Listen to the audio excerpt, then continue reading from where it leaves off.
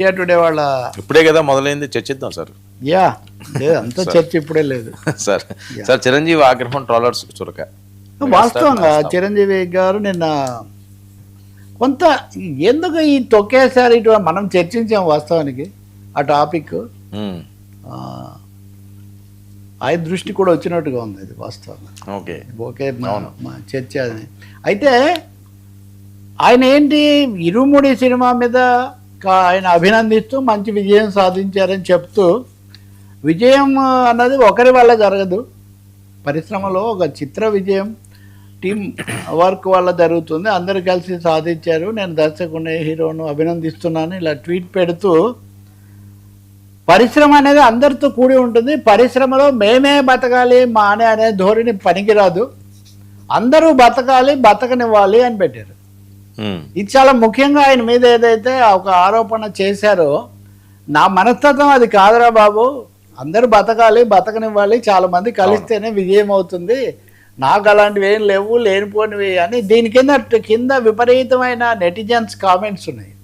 చిరంజీవి గారు మీరు చాలా పెద్ద మనసుతో చెప్పారు, ఆఖరికి కన్నడ పరిశ్రమ నుంచి తమిళ పరిశ్రమ నుంచి కూడా చాలామంది కామెంట్స్ పెట్టారు, మీరు ఎప్పుడు దేశంలో దక్షిణాదిలో అన్ని పరిశ్రమలు మీరు సమానంగా చూసి చాలా విశాలమైన మనసుతో మీరు వ్యవహరిస్తున్నారు, ఇది చాలా స్వాగతించదగింది, కొంతమంది సంకుచితంగా చేస్తున్న దానికి ఇది అంటే media comment, social media comment ఏమంటే ఆయన కొంత ఈ ధోరణులకు బాధపడ్డారు వాస్తవానికి.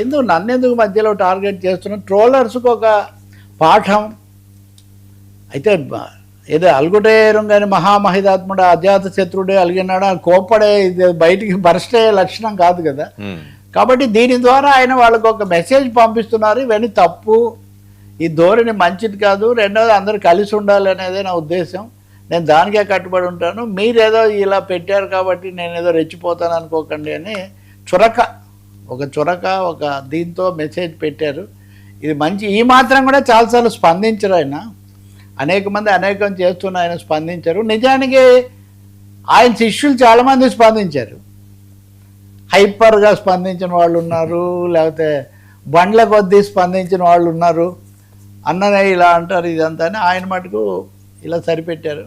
బట్ ఇట్ ఈస్ సిగ్నిఫికెంట్, అంటే పరిశ్రమలో పరిణామాలు పోటాపోటీలు ఎలా కొంతమంది ధోరణి బాగాలేదు, ఇది మంచిది కాదనేది అయితే సార్ కనిపిస్తుంది.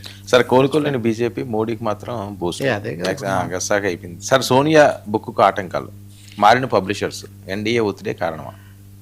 ప్రతిదీ రాజకీయం మీద సోనియా గాంధీ గారు